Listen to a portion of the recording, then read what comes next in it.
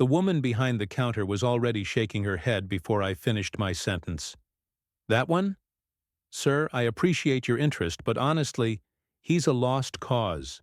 Been returned 3 times. Aggressive, won't bond, probably traumatized beyond help. She glanced at my gray hair, then at the dog in the back kennel, a German Shepherd mix, pressed against the corner, eyes wild with something I recognized. Maybe look at one of the calmer ones? I didn't answer. I walked past her, past the clipboard, past the protocol, and I knelt. The concrete was cold through my jeans. The dog's ears flattened. And then he froze, just like that, staring at me like he'd seen a ghost. Before we begin, tell us where you're watching from, and don't forget to subscribe for more stories like this. I'm 71 now, and my knees remind me of that fact every morning when I swing my legs out of bed. The house is quiet, too quiet sometimes, the kind of silence that makes memories louder than they should be. My daughter says I should get out more, maybe join one of those veteran groups at the VA, but I've never been much for sitting in circles talking about things that don't need words. The calendar on my kitchen wall still shows March, even though it's late October. I haven't bothered to change it. Time moves different when you're alone. The coffee maker gurgles in the corner, the same sound it's made for 15 years, and I watch the dark liquid drip into the pot while my hands shake just slightly. Not from age, though that's part of it. From something older, something that never quite left. The house smells like old wood and the faint ghost of my wife's cooking. Though she's been gone 6 years now. People tell me I should move, downsize, get one of those apartments for seniors. But this house holds things I'm not ready to let go of. Yesterday I was sitting on the porch when a helicopter passed overhead. Medical evac, probably heading to County General. But for a moment, just a split second, I wasn't on my porch anymore. I was somewhere else, somewhere hot and loud and desperate. That's when I decided. I needed something living in this house again, something that understood what it meant to be broken and still breathing. The shelter was a 15-minute drive, and I'd passed it 100 times without stopping. But this time felt different. This time felt necessary. The intake form sat on the counter, questions about household size and previous pet experience. All the normal things they ask. But I couldn't stop watching the dog through the window that looked into the kennel area. He wasn't barking like the others, wasn't pressing against the chain link hoping for attention. He was just sitting there, rigid, staring at nothing, and I knew that posture. I'd seen it in mirrors for decades. The shelter volunteer, a young woman with kind eyes and a name tag that read Sarah, was explaining the process, but her words faded into background noise. "That's Max," she said, following my gaze. "He came in 4 months ago. Found him wandering Route 9, half-starved, won't let anyone touch him. We've had 3 families try, and each time—" She trailed off, shaking her head. "Each time he snapped, got returned within a week. Our director thinks he might need to be. Well, that we might have to make a difficult decision soon." The air conditioning hummed overhead. Too cold, artificial. Outside, traffic moved past on the county road, people going about their normal lives, unaware that inside this cinder-block building, futures were being decided. I looked at Sarah, at her clipboard, at the careful distance she maintained from actual hope. "I'd like to meet him," I said. She hesitated. "Sir, I don't think—" "I'd like to meet him," I repeated, and something in my voice must have reached her, because she nodded and grabbed the keys. The back kennel area smelled like disinfectant and fear, that particular scent of too many scared animals in too small a space. Dogs barked and whined as we passed, pushing their noses through the fence, desperate for connection. But Max's kennel was silent. Sarah stopped a few feet away, and I could see the tension in her shoulders, the way she positioned herself between me and the dog, ready to intervene. "He doesn't like men," she warned, "especially not—" She stopped herself, but I knew what she'd been about to say. Especially not big men. Especially not black men. Someone had taught this dog to fear, and I knew exactly what kind of teaching that was. Max was pressed into the back corner, his body low, muscles coiled. His coat was dull, ribs visible even through the fur. But it was his eyes that got me, dark brown, almost black, holding the kind of emptiness I'd seen in other places, other times. The kind of emptiness that comes from surviving things you shouldn't have had to survive. Sarah was still talking something about bite protocols and liability waivers, but I wasn't listening anymore. I was remembering another dog, another lifetime, another war. A stray that had wandered into our firebase outside Kandahar, skinny and scared, and how Martinez had spent 3 weeks earning its trust, feeding it scraps of MRE, talking to it in soft Spanish until it finally let him close enough to touch. The door to the kennel clicked open, and Sarah's hand shot out. "Sir, you really shouldn't—" But I was already inside. The space was maybe 10 by 10, concrete floor, a raised bed in one corner that Max clearly never used, a water bowl knocked over in the other corner. He backed up even further, if that was possible, his body pressed so hard against the wall I thought he might try to push through it. His lips pulled back slightly, not quite a snarl, but a warning. I've been warned before. I know what it looks like when something's deciding whether to fight or flee. The fluorescent lights hummed overhead, casting everything in that harsh, institutional glow.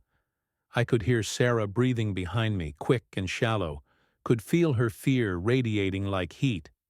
But I wasn't afraid. I've stared down worse than a scared dog. I've stared down men with guns, with hate in their eyes, with every intention of ending me. A traumatized German shepherd was nothing compared to that. So I did the only thing that made sense, the only thing I knew might work. I knelt, slowly, carefully, making myself smaller, less threatening. The concrete was cold, just like I said, and my knees protested, old shrapnel wounds making themselves known.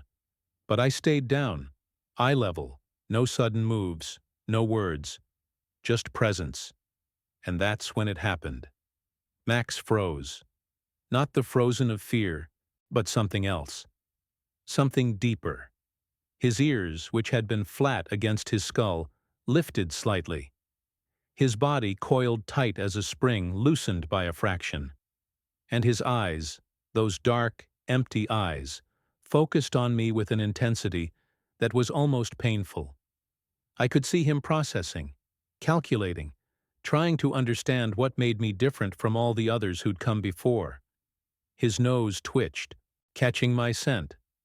Old coffee.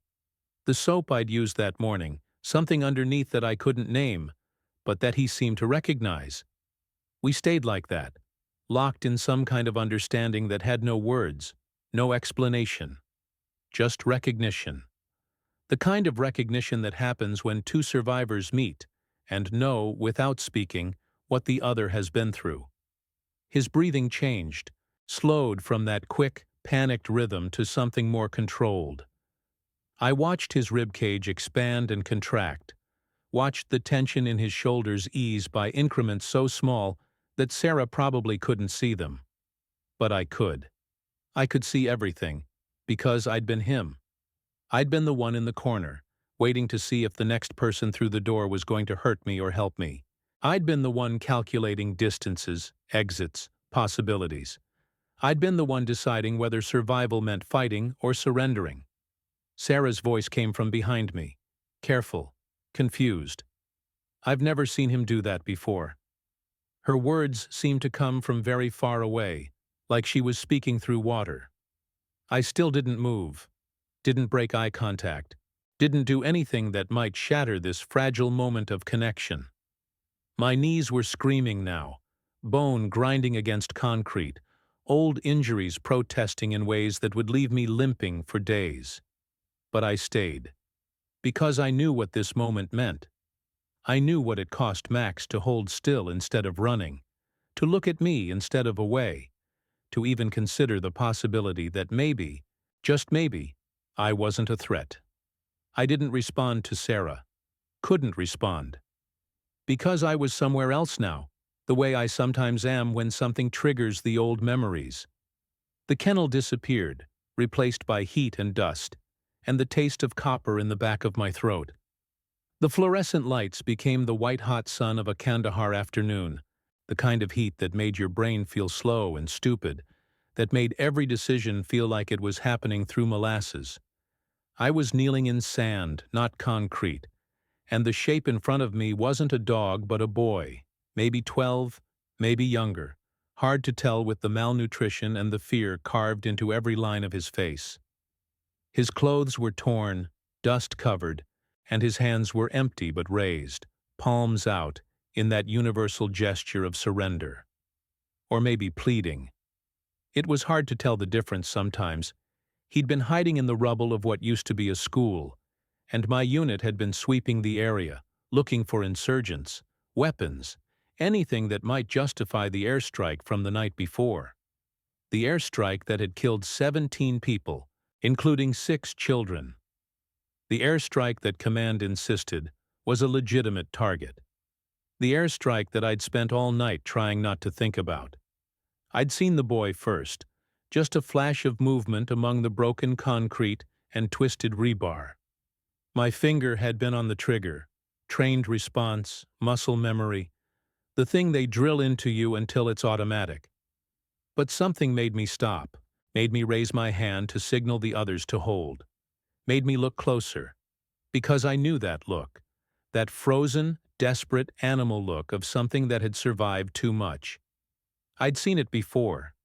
In Vietnam, when I was barely older than this boy was now, fresh out of boot camp, and thinking I understood what war meant.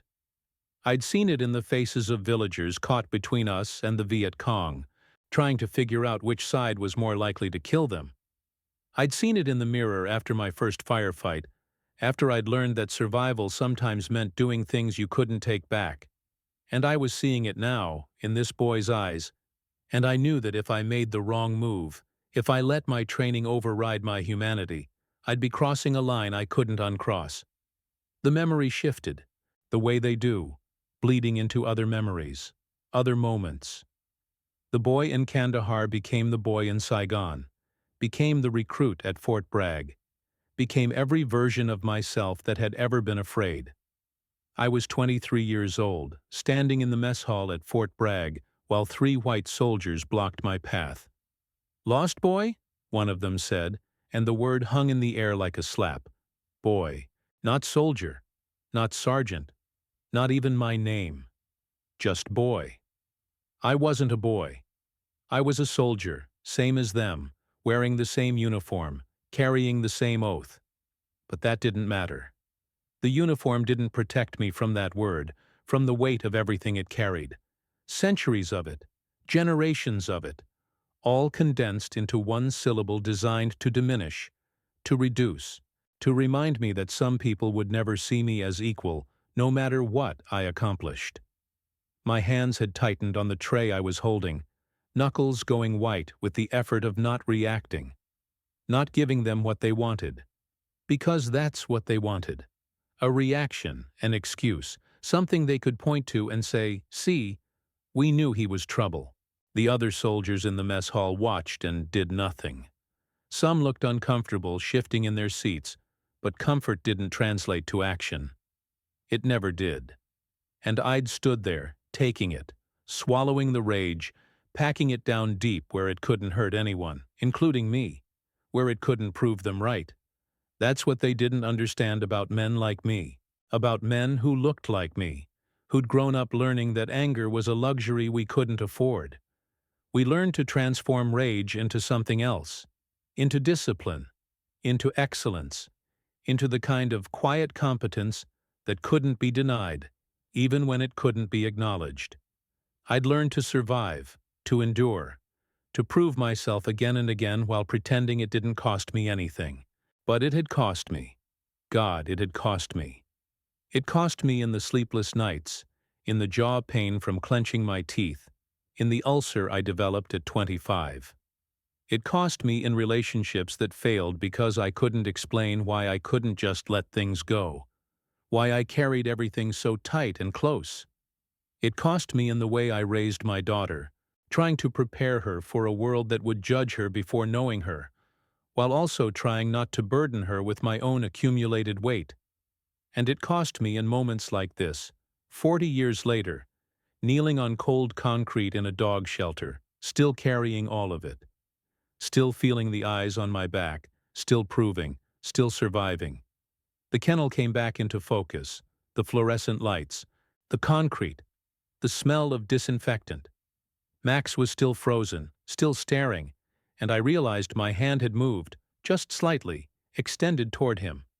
Not reaching, not grabbing, just offering.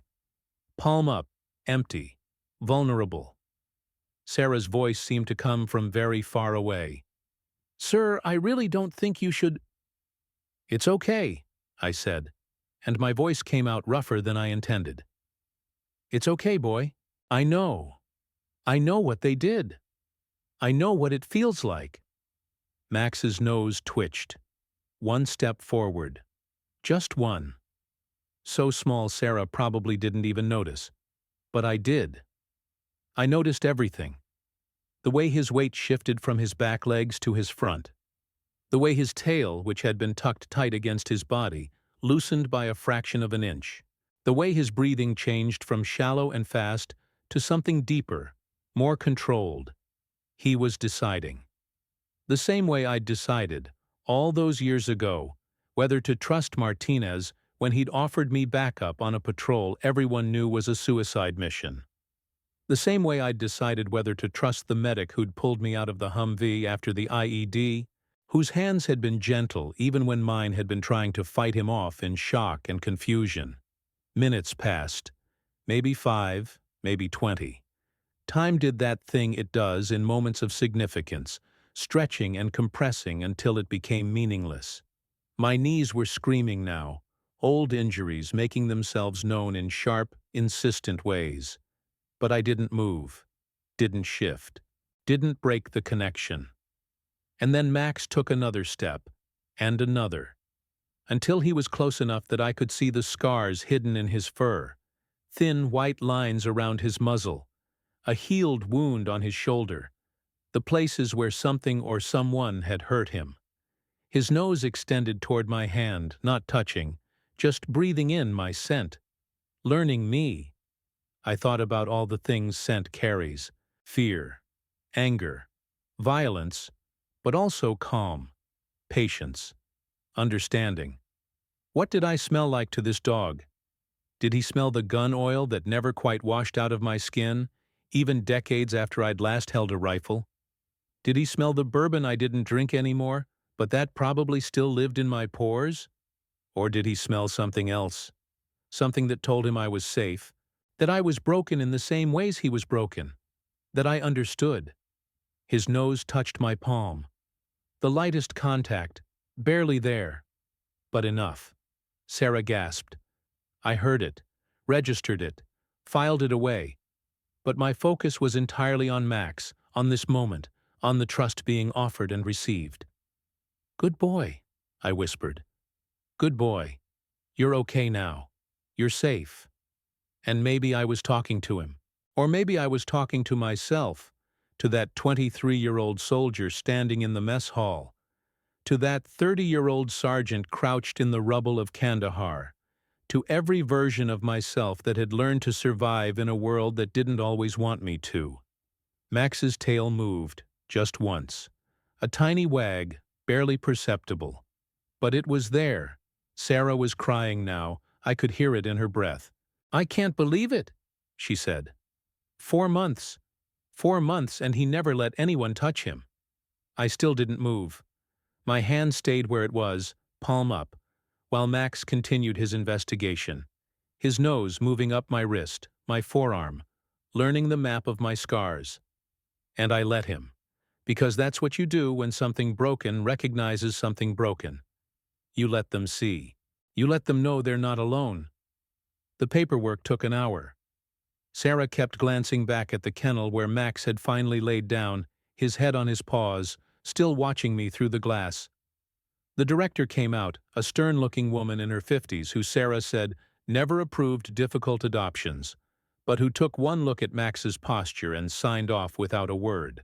There were forms about liability, about behavioral issues, about the possibility that this might not work out. I signed everything without reading it.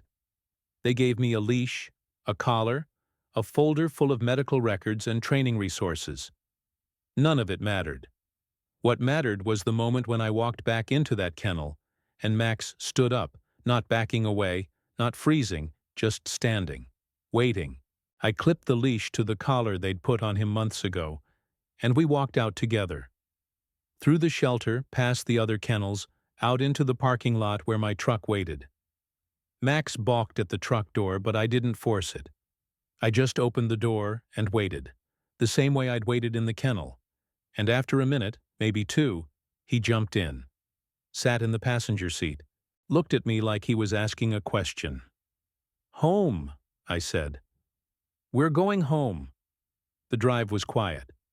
Max sat rigid, staring out the window, but he didn't try to escape, didn't panic. Every few minutes I'd glance over and find him looking at me instead of the passing scenery. The house felt different with him in it. Less empty, more alive. He stood in the living room, taking everything in. The worn couch, the photos on the wall, the TV that hadn't been turned on in weeks. I showed him the water bowl I'd set up in the kitchen, the bed I'd bought yesterday and placed in the corner of my bedroom. He sniffed everything carefully, methodically, like he was memorizing the layout of a battlefield. That first night, he didn't sleep. I know because I didn't either. I lay in my bed, and he lay on his bed, and we both stared at the ceiling, listening to the house settle, to the distant sound of traffic, to our own breathing. Around 3 in the morning, I heard him move. Soft footsteps on hardwood, getting closer. I didn't move, didn't react. And then I felt the weight of him settling on the floor right next to my bed, close enough to touch if I reached down, close enough to protect or be protected. I let my hand drop over the side of the mattress, and after a moment I felt his fur under my fingers. He didn't pull away. Neither did I. "It's okay," I whispered into the darkness. "You're safe here, I promise." And for the first time in longer than I could remember, I felt something other than emptiness. I felt purpose. The weeks that followed were slow. Max didn't transform overnight into some Hollywood version of a rescue story. He still flinched at sudden movements, still wouldn't eat if I was watching, still had moments where his eyes went distant, and I knew he was somewhere else, somewhere bad. But gradually, piece by piece, he came back. He started following me from room to room, started sleeping through the night, started wagging his tail when I came home from the grocery store. People in town noticed. The clerk at the hardware store, who'd seen me every week for 6 years and never said more than hello, stopped to ask about him. "Heard you got a dog," he said, and there was something in his voice, something careful and curious. "From the shelter. Sarah's my niece. She says it's a miracle." I didn't know what to say to that. Miracle seemed like too big a word for what was really just two broken things learning to be less broken together. But I nodded, and Max sat calmly beside me while the clerk rang up my purchases, and maybe that was miracle enough. My daughter visited in November. She'd been worried about me, I knew that, though she tried to hide it behind practical concerns about the furnace and the gutters.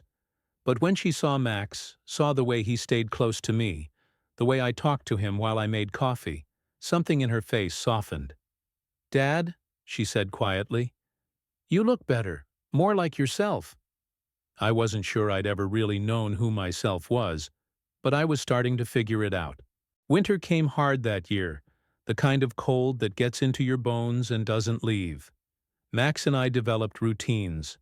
Morning walks before sunrise, evenings on the porch, even when it was freezing, just watching the world go by.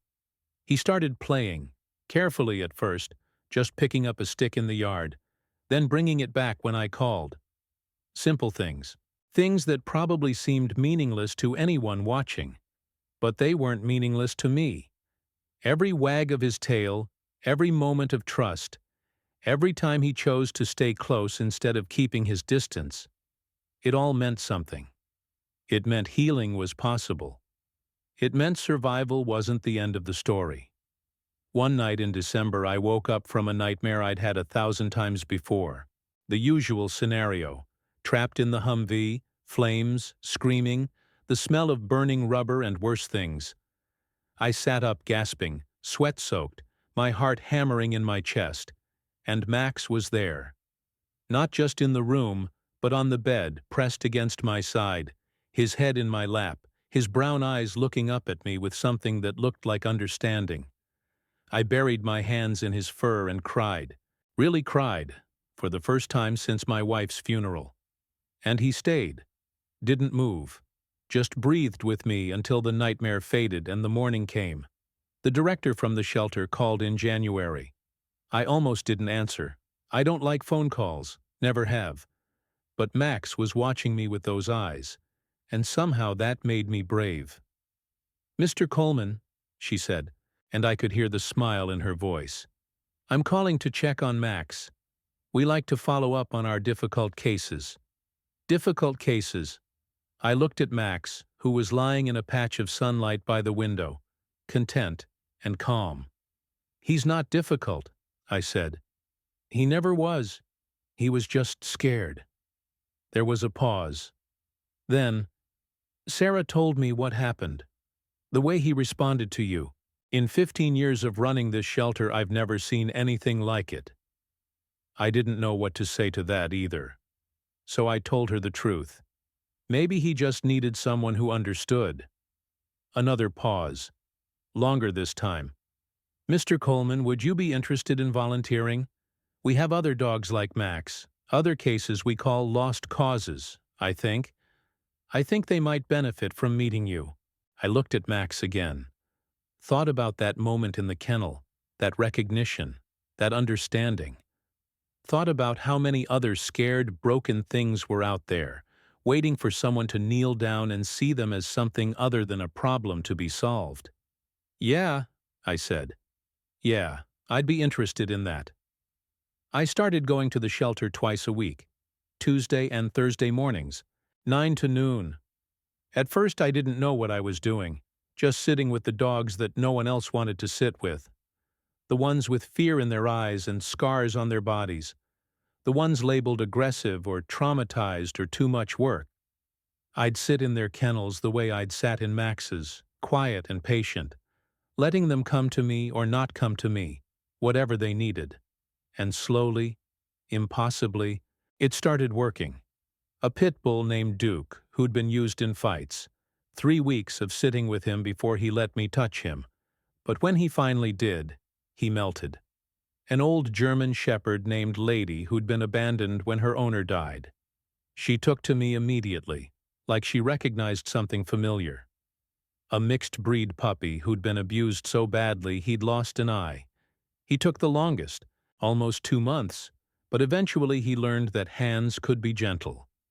Sarah started calling me the miracle worker, which made me uncomfortable. There was no miracle, just patience, just recognition, just the simple act of seeing something for what it was instead of what people expected it to be. Other volunteers started asking questions. How did I do it? What was my secret? And I never knew how to explain that there was no secret. That I was just a man who understood what it meant to be feared for no good reason. To be labeled before you even got a chance to prove yourself. To have people decide you were dangerous, aggressive, not worth the effort, all because of how you looked or where you came from or what you'd survived. One Thursday in March, almost a year after I'd adopted Max, I was working with a new arrival, a Rottweiler mix named Bear, who'd been seized from a dog-fighting ring. He was big, scarred, and terrified, pressed into the corner of his kennel just like Max had been. I'd been sitting with him for 20 minutes without movement when I heard footsteps behind me. "Mr. Coleman?" I turned. It was a man, maybe 40, dressed in a business suit that looked out of place in the concrete and chain link of the shelter. "I'm James Peterson. I'm a reporter with the Chronicle. Sarah said I might find you here. I felt Max tense beside me. I'd started bringing him to the shelter, and his presence seemed to calm the other dogs. I don't talk to reporters, I said, turning back to Bear. I understand. But I think your story deserves to be told. What you're doing here, with these animals, it's remarkable.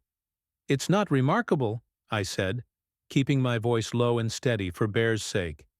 It's just basic human decency. Peterson was quiet for a moment. Then, Sarah told me you're a veteran. Afghanistan? Among other places. And that you understand these dogs in a way other people don't.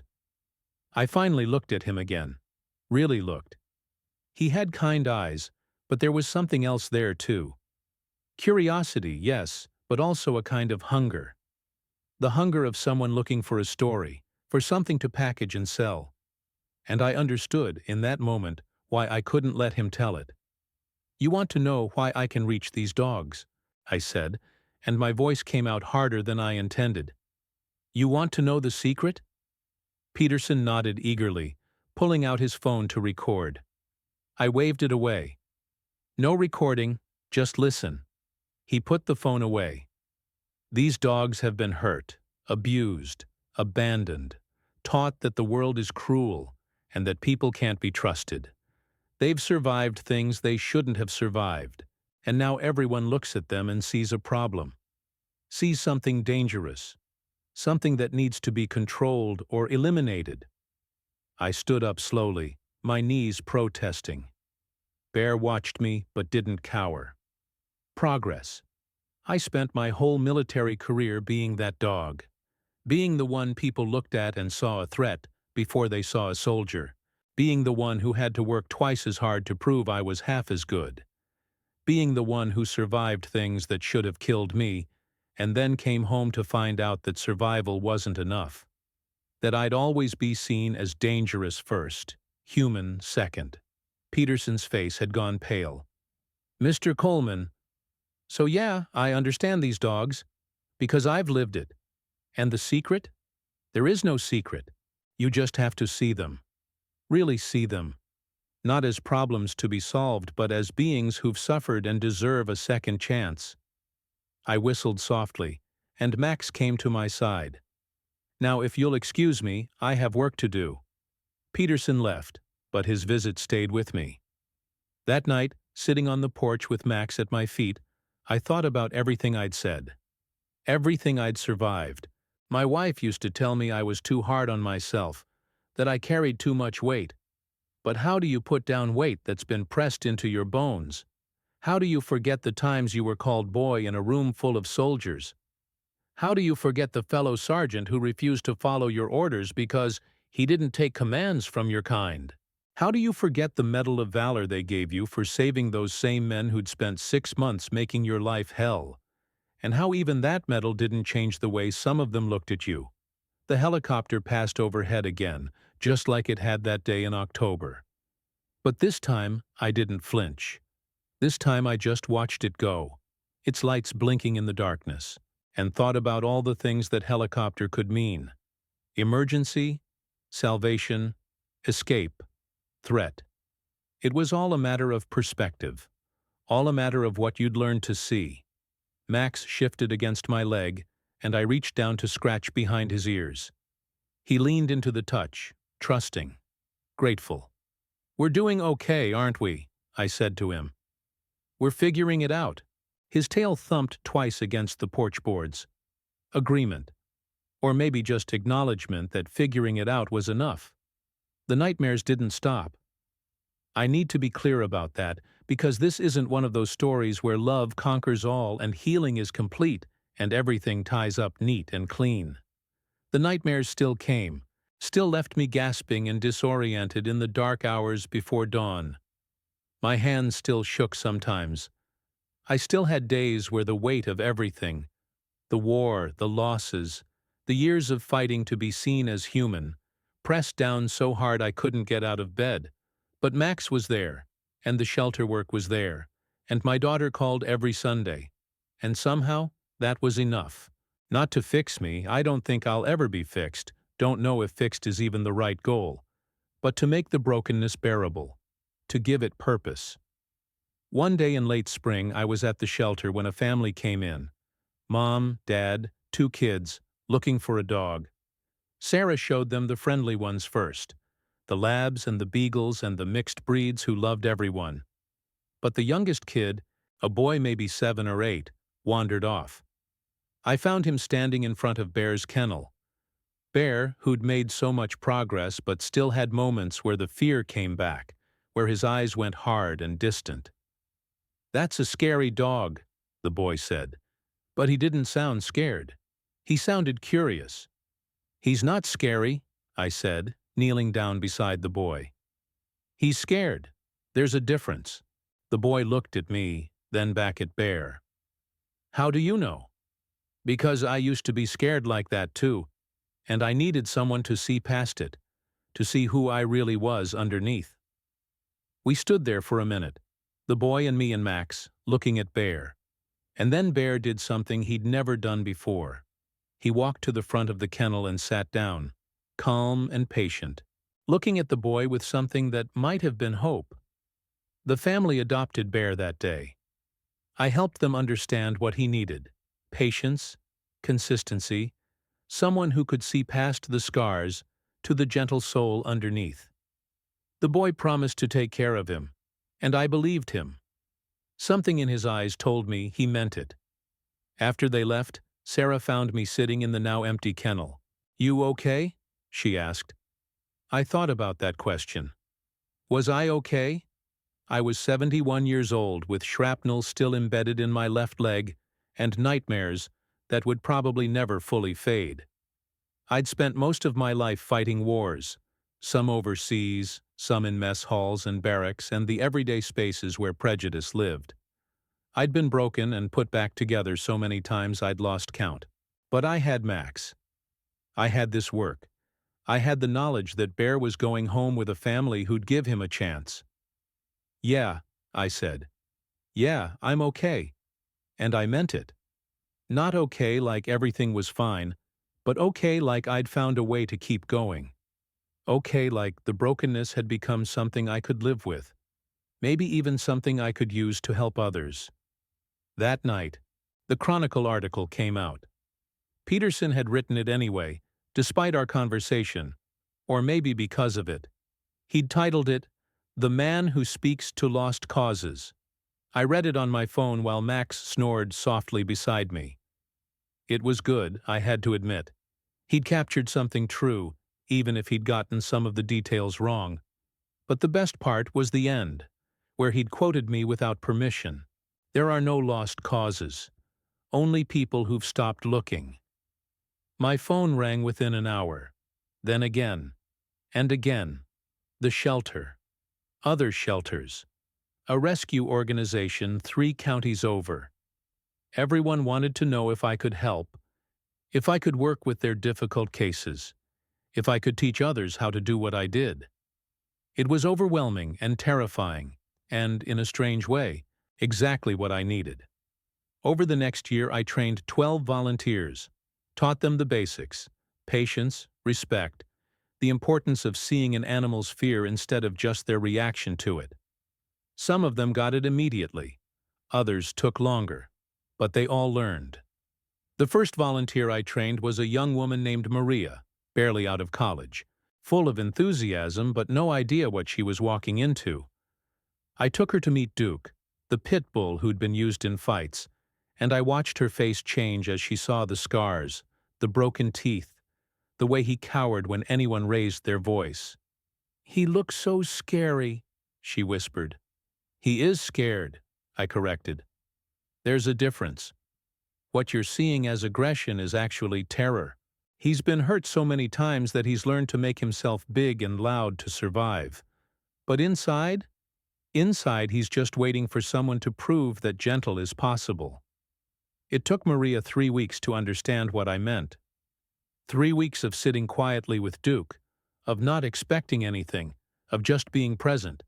And then one day, she came running to find me, tears streaming down her face.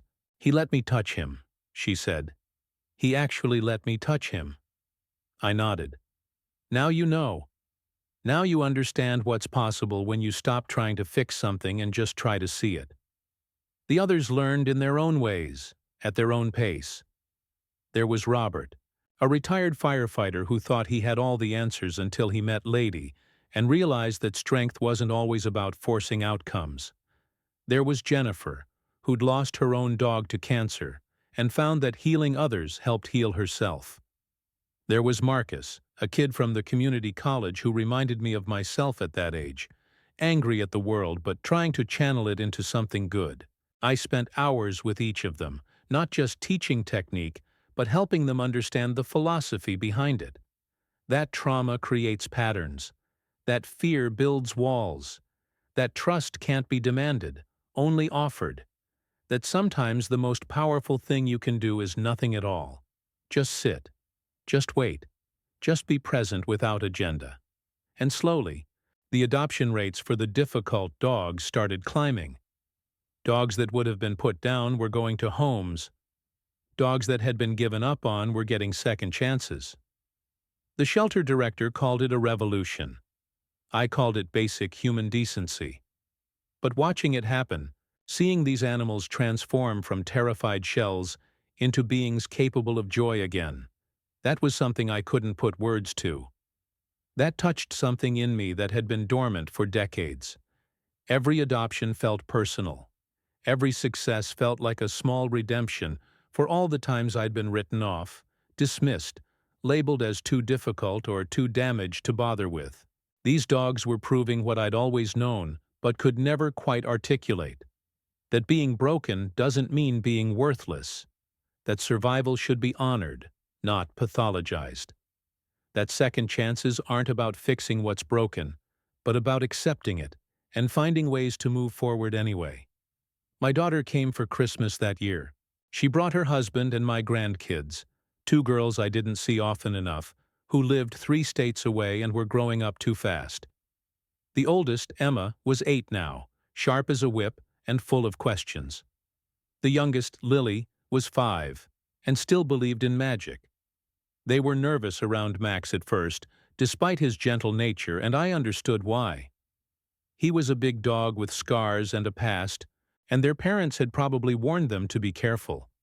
But I showed them what I'd learned: how to approach slowly, how to read his body language, how to offer respect instead of demanding affection.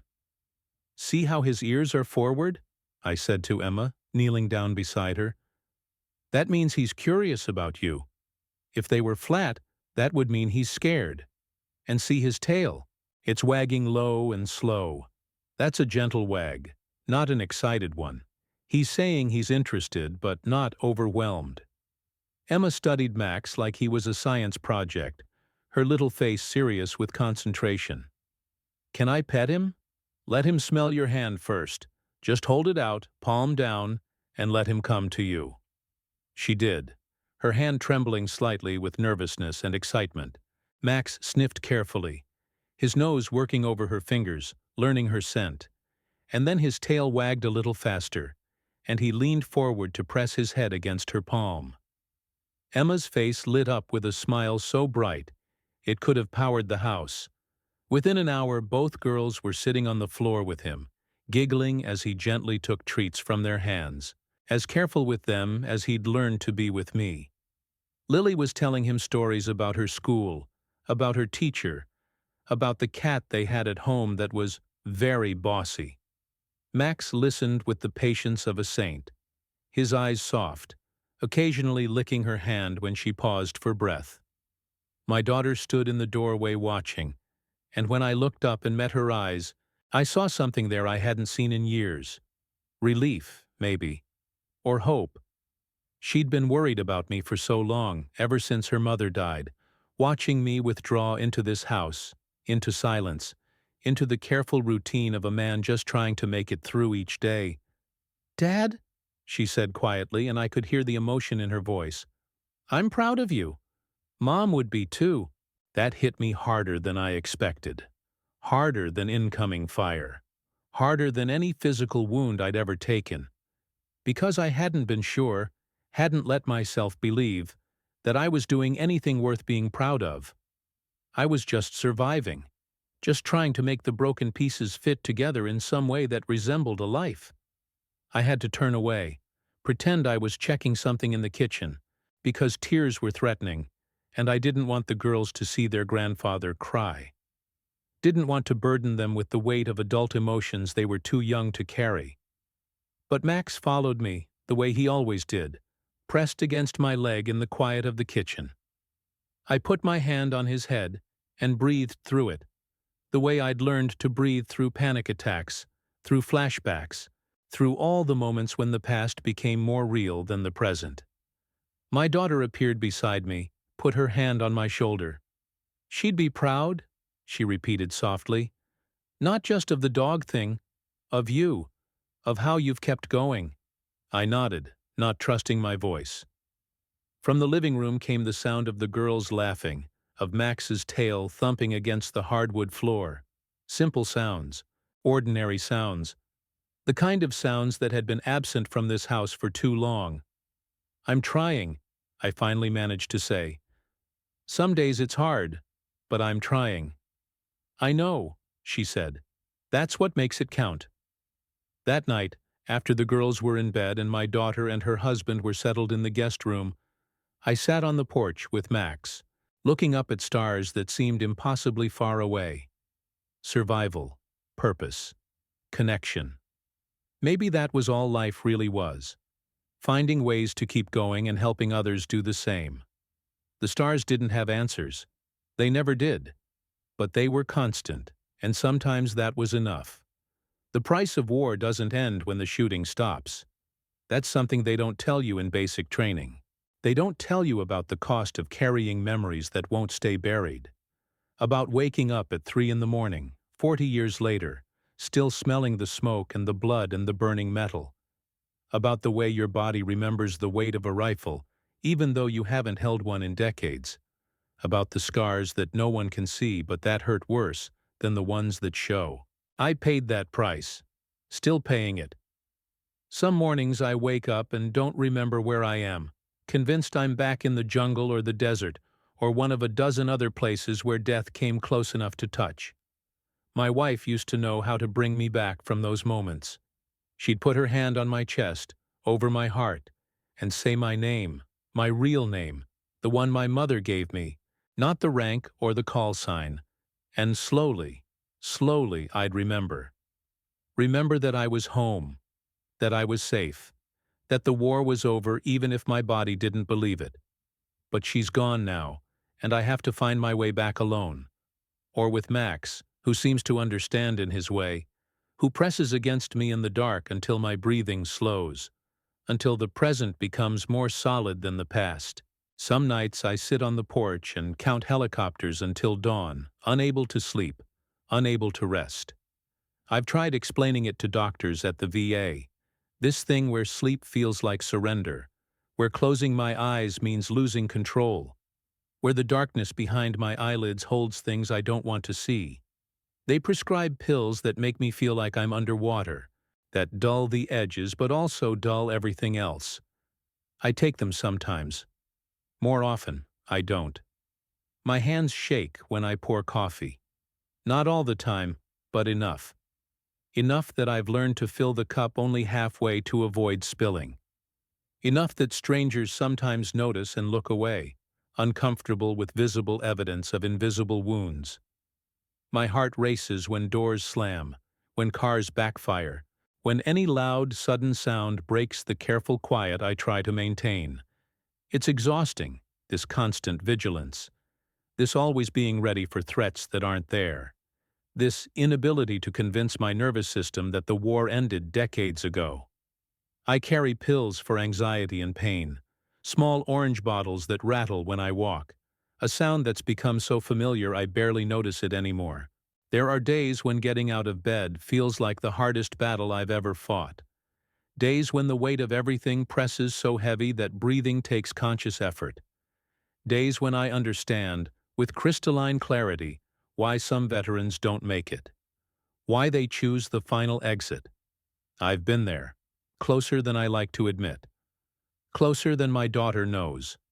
There was a night, maybe 2 years after my wife died, when I sat in this same spot with my service pistol, cleaned, loaded, safety off, trying to decide if another day was worth the effort.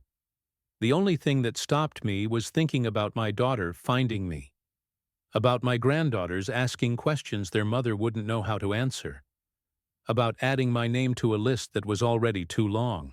So I put the gun away, made it through that night, made it through the next day, made it through enough days that eventually I stopped counting.